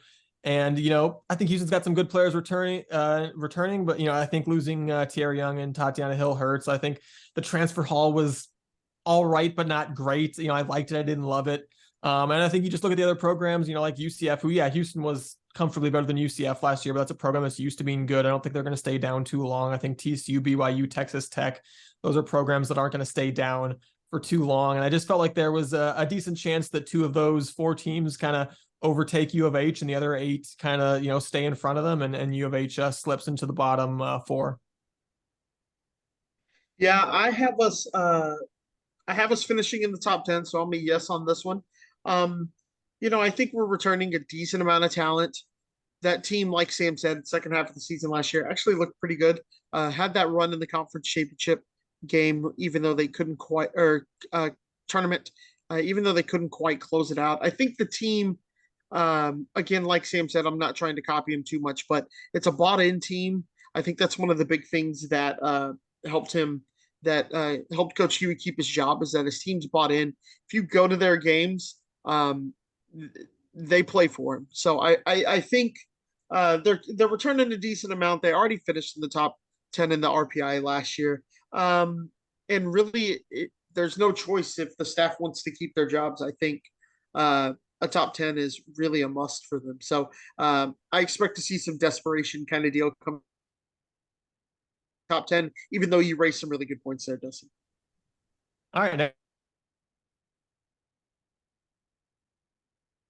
The top 10 in the team score at NCAA indoor and or outdoor championships this year? And I said yes. And it feels like kind of a bold guess, given that U of H didn't even win a conference title last year in the American, but that's not what we're talking about. We're talking about NCAAs, and you've got some NCAA point scorers coming back, and guys we mentioned, Sean Maswanganyi and Devian Wilson, and they put up enough points for U of H to finish 14th in the team standings at outdoors this last year with the 4x1 relay, not even competing for reasons that I'm still not quite clear on exactly what happened there. But I think if the 4x1 had been there, and if they had finished on the podium, which they've been known to do a fair amount, that alone would have gotten U of H into the top 10 in the team standings this year. Then you've got, like I said, kind of your top guys coming back. We've seen some kind of quiet confidence about the incoming recruiting class that's coming in. So maybe you get one or two athletes there that can come in either freshmen or via the transfer portal that can come in and get you some points at NCAAs. So this is a program I just really want to be optimistic about. So I ended up doing exactly that. And like I said, feels maybe this is one of the optimistic ones I'm not the most confident in, but I'm going to go out there on a limb and say yes. How about you, Bobby? I'm not gonna lie, I said yes in my notes. I'm actually looking at them, and I say yes to it. And I kind of looked at like last year's scores, and like we were ranked 14th at the end of the season. And really, I have no statistics. I have nothing other than vibes. Like I just feel like the vibes are telling me yes. And so I'm going purely on vibes right here. I think this is our second year with Lewis at the helm, and the whole everything. I think we're going to come into our own. And like I said, it's just purely on vibes here. I'm going strictly on vibes, and I'm a yes. What about you, Sam?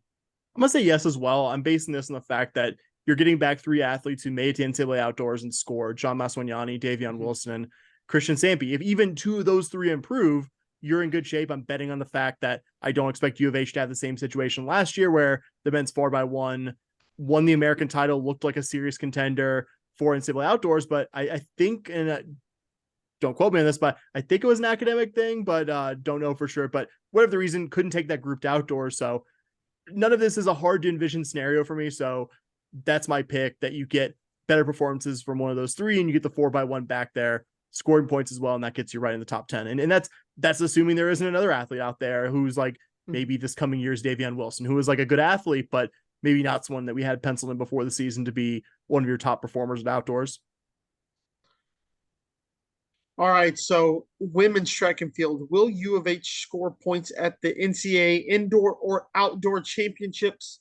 Once again, I would not call myself a track expert or really know much about track at all. We're riding the vibes here. I say yes for no other reason than I'm just here for the vibes, baby. I want to see it, so let's do it. Sam, what about you? I kind of went kind of vibes on this one as well. It's no. I hope I'm wrong on this one. And not that I think there's anything. Bad vibes. Not that there's anything wrong with this program or anything like that, but I think my logic in here is just simple. I need to see it happen first before I can confidently predict it'll happen. There's good athletes. We've come really close to getting there, and maybe next year's the year we finally get there. But I feel like, Dustin, for the last 4 or 5 years, both in this context and also just kind of when we talk about the track program after the season, that's kind of our question is, okay, well, is next year the year the women's program finally has a couple of athletes that score points? And it just doesn't seem to happen. I still think there are good athletes here. I hope I'm wrong, but I went no on this one. Dustin? I was gonna say, we did get a couple points. I believe it was 2021. I forget if it was indoor or outdoors, but other than that, points have been hard to come by the last 2 years. U of H hasn't gotten any indoors or outdoors. So for that reason, I was a no as well. Just around the 2-year run of not scoring any. That's kind of been the rule more than the exception, even as the men's track program has done well. That the women's is, kind of gotten near the top of the AAC. They won a couple titles before UCF went all, whatever on everybody. But yeah, I think we're still in prove it mode as well, that they can reliably score points at nationals. I hope I win next year by 1, all because of good vibes on women's track. Dang it, Bobby and his vibes-based strategy. All right, next Let's go, baby. The Cougar women's golf program, really ascendant team. We asked this year, will a U of H individual or the U of H team qualify for nationals? It broke my heart, fellas, to answer this one no, because if we ask this question next year in 2024, I think my answer will be yes. I love the talent in this program. The trio of last year's freshmen, St. Germain, Svidensky Old, and Saldana. You have a big-time local recruit coming in, Malin Kim, who won the 6A Texas individual title as the number 5 recruit in the state of Texas. I think we're a year away from an individual or team moving past the regional stage. I don't know if it's this year, but certainly a program in the Cougar athletic department that's worth buying stock in. Dustin? Yeah, unfortunately, I ended up in the same place as you. I really like where this team is going, but getting a team to nationals has proven elusive, and it's a really difficult thing to do. You got to be top 5 as a team, and only the top 2 individuals off of other, that didn't make it advance. So just really difficult to do. And I'd love to be wrong. I certainly think it's well within the realm of possibility that I will be wrong, but I can't quite get my hopes up that high just yet. I'm the exact same. I'm a no. It's going to make it really awkward when I go to their tournament on September 11th. I think that's the date it is up in the Dallas area. So I'm planning on going to that. But I think just like Sam, I have almost word for word what you wrote down there is that this team's going to, but I think we're a year early. I think it's just a year early for it. Next year, when we ask the same question, because they're going to be on the precipice of it next year, so we're going to have to ask the same question. I really do think that next year, if we see, as a great podcast has once said, progress isn't linear, right? But if we see a step forward, I think next year's the year where we get somebody at nationals. All right. And then keeping it out on the links, we've got the men's golf program. And our question for them was, will U of H finish in the top 10 at Big 12 championships in an extremely competitive and very good men's golf conference? And I said, yes. Looking around the conference, I think you've got 5 schools that, at least kind of based on where they were last year and where they traditionally are, probably out of reach, going to finish ahead of us: Texas Tech, UT Austin, the Oklahoma schools, and Kansas State. You've got 3 schools that I think probably, they were at least, 10, 15, 20 spots ahead of U of H in the golf stat team rankings last year. So maybe U of H can get there, maybe not. Then talking about TCU, Baylor, and BYU. And then you had 2 schools in Kansas and Cincinnati that are right kind of in U of H's same neighborhood. And then you got 3 that I think U of H would be favorites over: Iowa State, West Virginia, and UCF. So, I mean, basically on that, kind of a breakdown, even if U of H finishes behind all 8 of the schools that look like they're probably at least a little bit better than U of H at this point, all they have to do is, finish ahead of Kansas or Cincinnati. And I think they can do that with one of those 2, given who they've got coming back. So I went ahead and said, yes, I think the Cougs are going to finish top 10. And I would have to say yes as well. Golf is such a finicky sport. I mean, a top team can have 2 bad guys go out on a windy day and lose control of the ball.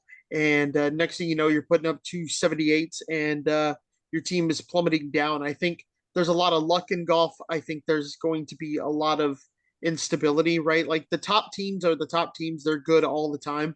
But that kind of middle range, like you said, the 3 that we were kind of close to, that were a little bit better than us, the ones behind us, I think all of us are going to come together and just kind of be this mangled, one good round from somebody, one bad round from somebody, and next thing you know, you're finishing in the top 7, 8, something like that. So I am a yes, just because of the nature of golf. What about you, Sam? I'm a yes as well. I think I'm really banking on Santiago de la Fuente here. Had a really incredible 2023 season, won the American individual title in 3 other events as well. And you also have someone like Austin Riley, who I don't think was as consistent as De La Fuente last season, but showed himself capable of the same level of high performances, a bit more variance than De La Fuente, but finished second at the American. Behind him, won the Texas Amateur during the offseason a couple summers ago. So I think he's intriguing. Incoming transfer Lorenz Sheergan from K-State. I think he could be promising, but I'm going to say yes. And I think in all likelihood, it will come down to how De La Fuente is playing at Big 12 championships. All right. So let's go to swim and dive, which the question we asked this year is over under 1.5 athletes qualifying for nationals.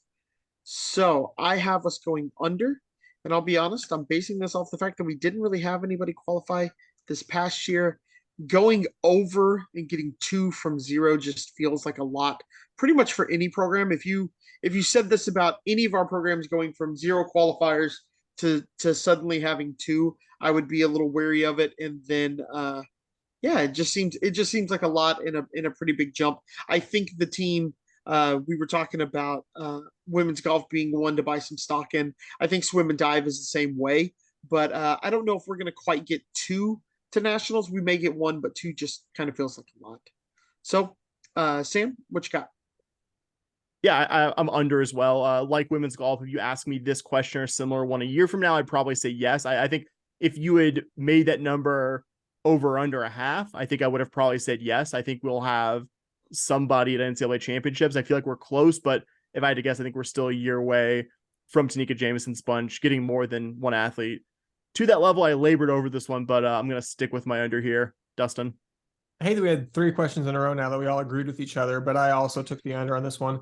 Yeah, nobody this year, just diver Chase Ferris the year before that, Ferris and swimmers Mackenzie Leahy and Iona Sasha the year before that. So like I said, it's within recent history that U of H had as many as 3.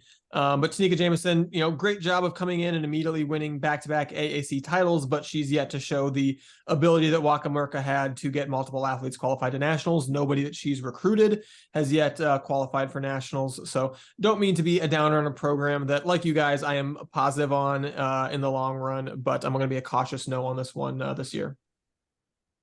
All right, next up is Cougar Tennis. Our question is, will U of H at any point beat a Big 12 team other than K-State, who was considerably worse than the Cougars last year? So that's why they're specifically included. So my answer for this one was no. I really wanted to answer it yes. It's not a question that I'm super confident in. So I guess that's a good thing for the tennis program. But we saw this was a team capable of beating the lower half of the American, but not really one capable of being competitive with a better caliber of team than that. So I just got to see it. And unfortunately, I can't right now predict the Cougars to confidently beat anyone other than the fairly woeful K-State tennis program. So, Dustin, what do you think?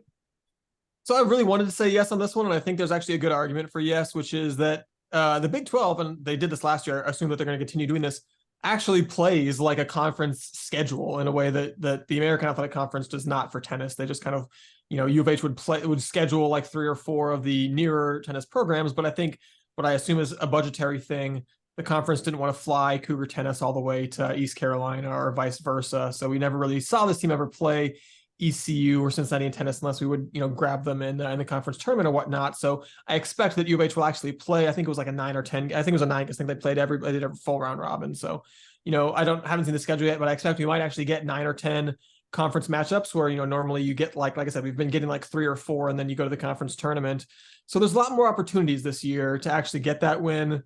And all that said, I still was a no on this one. Just kind of because, like you said, Sam, it just last year really pretty consistently for this program for a number of years.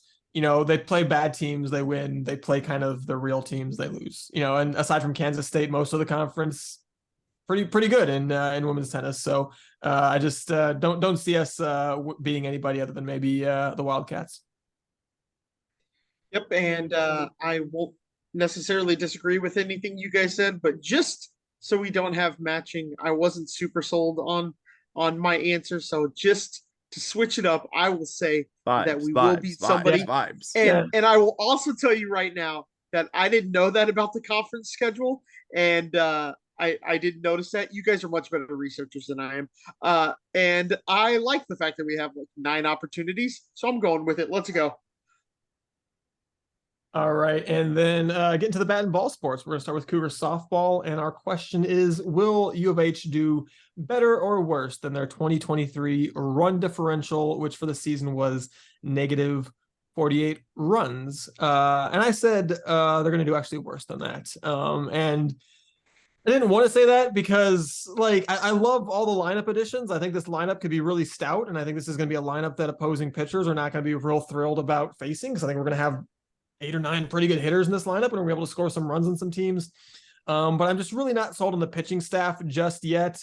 Maybe if a week from now we all of a sudden get some really impressive pitching transfer in the portal, I might come back and wish that I could have changed it and said better. But for right now, the pitching staff being what it is on August 2, 2023, kind of like you said with volleyball, man, the strength of schedule is going to be brutal. Like, this might be overall a better team than it was last year. And I think the strength of schedule is still going to give us enough thumpings that we're going to go under the -48. What do you say, Sam? Yeah, it's a shame. I co-sign everything you say about the lineup. The staff has brought in a number of really good hitters to complement a couple of really good returning bats and Tariq Coleman and Bree Cantu.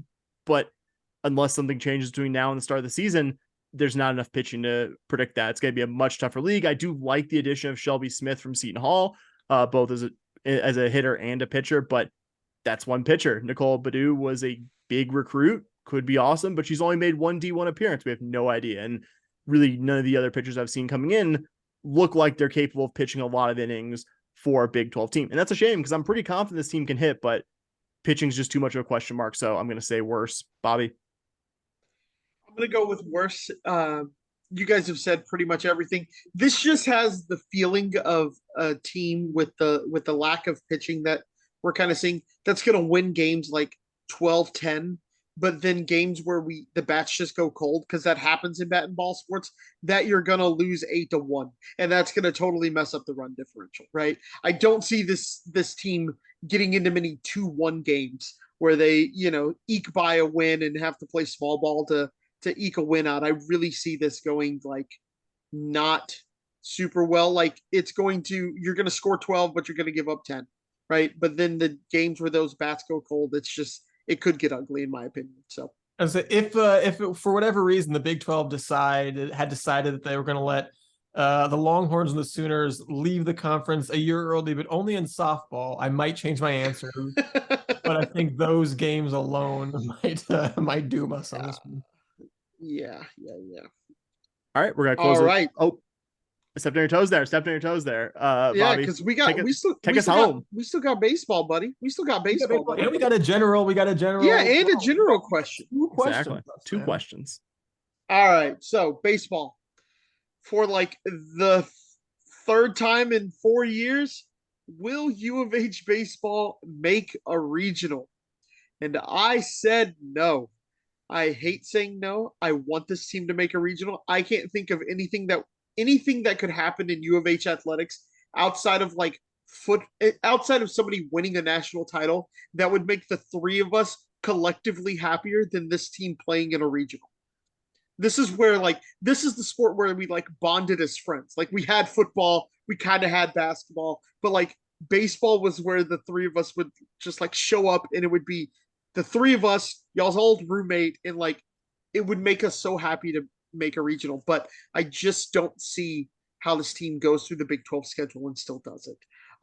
Last year was probably the best chance we've had in a while.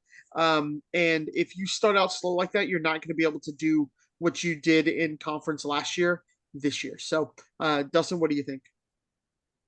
Yeah, unfortunately, I said no. Also, we're on a fairly lengthy drought at this point, and kind of to echo what we said about the other bat and ball sport, I don't know that I've seen enough in terms of off-season additions to the pitching staff from what was a very struggling pitching staff this last year to really make me confident that we're going to fix that. And we had Coach Whitting on, and I liked him talking up pitching coach Sean Kenny, but I don't know that Sean Kenny came in with a resume that makes me wildly confident that he's going to fix the staff either. So I feel like both bat and ball sports, I'm in hey, if you want me to believe that you're not going to be terrible at pitching this year, or at least below average at pitching this year, you got to show me. You got to either show me by bringing in someone from the portal that I'm excited about, or bringing in multiple someones from the portal that I'm excited about, or you got to show me in terms of actually doing it on the field. And I think both of the bat and ball sports have yet to do either of those things.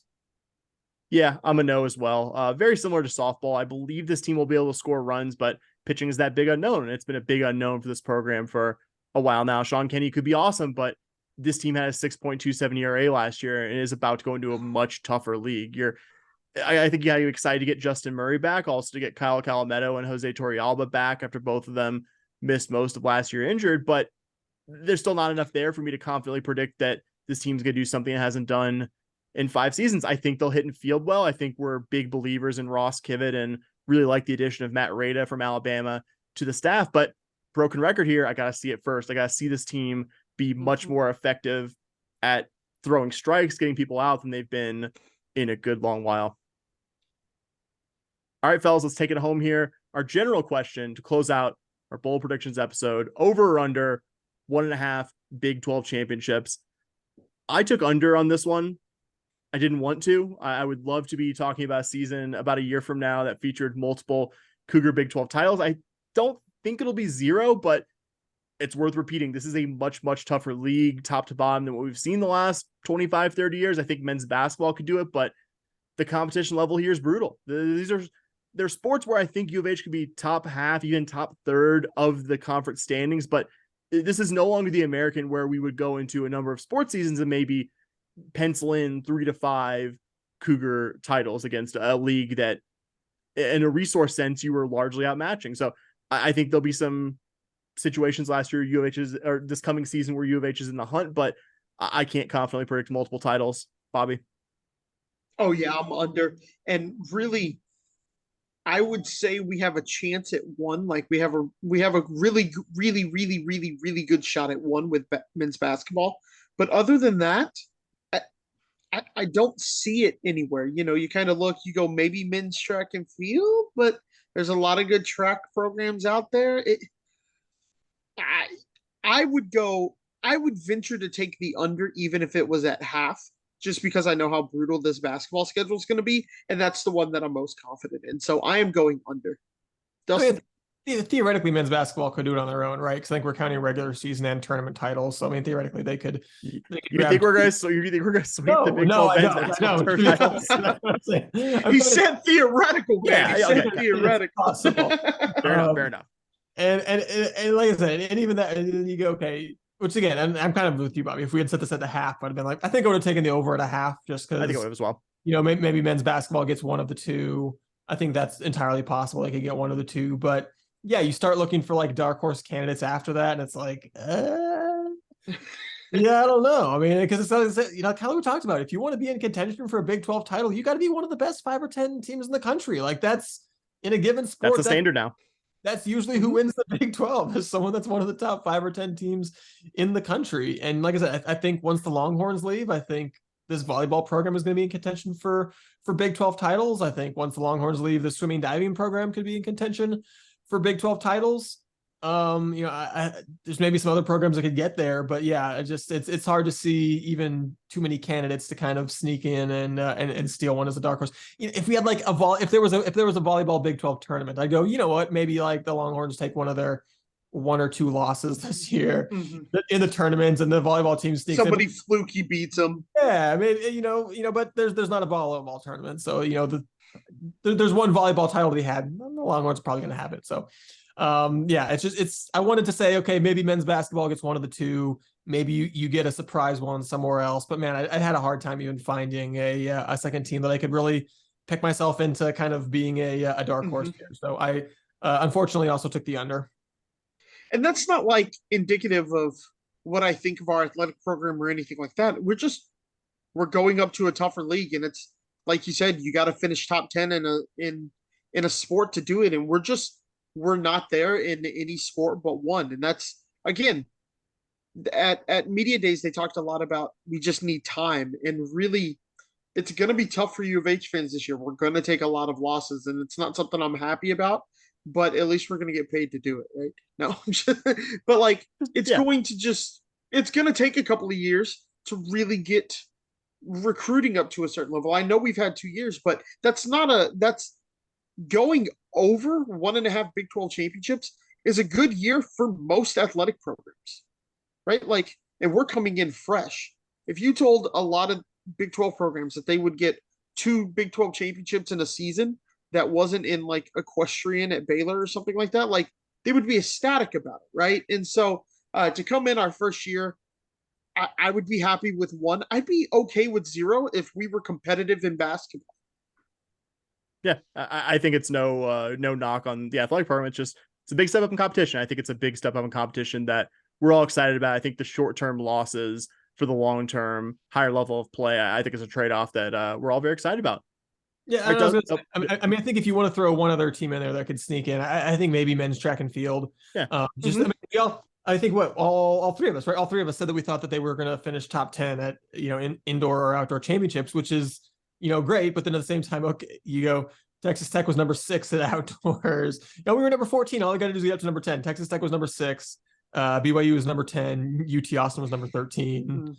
Baylor was number 19. Like there's Like, a and bunch of men- candidates yep. there. So I mean, it is, and again, we've seen with the men's team this year where, you know, it kind of, men's track and field, a conference title is very different than trying to score well at you know, at NCAAs, where you got to have a couple of studs versus, you know, at conference championships. It kind of largely is out of your hands, and it depends on how, you know, the sports or the events that you don't specialize in, how those get, you know, divvied up among the other schools. So, you know, I think it's possible that things just shake out in U of H's favor, and they could sneak one. But yeah, but still, would I predict that more than 1.5? No, I wouldn't. All right, Dustin, take us home. All right. As always, we would like to encourage you, if you enjoy the Scott and Holman podcast on a regular basis and you want to support the work that Sam, Bobby, and myself are doing on a weekly basis to bring you the best, latest, and greatest news in Cougar athletics, fresh perspective on the Cougs, you can go to patreon.com/SH podcast. You can sign up for a mere $5 a month. You can support the work we're doing. You can also get access to lots of bonus content that we're regularly putting out. So I would encourage you to do that. Would encourage you to leave us a 5-star review in your podcast app of choice, as that certainly helps get the word out about what we're doing here and helps other people find us. And if you want to say hi, give us some suggestions for things you'd like to hear us talk about, you can email us shpodcast@gmail.com. You can tweet at us at shpodcast. I'm still calling them tweets. I don't care what that dude says. It's Twitter. It's Twitter. Their tweets. That's canon on this show. That's how we're doing it. And if you are cool enough to have a Blue Sky invite, you can find us at podcast.bsky.social is where we're at over there. First time we got to throw that one in on the outro. So got to make sure we pimp that, because that's the one we're just go. Anyway, that's it for us. As always, if you made it to the end, you're an absolute rock star. And of course, go Cougs.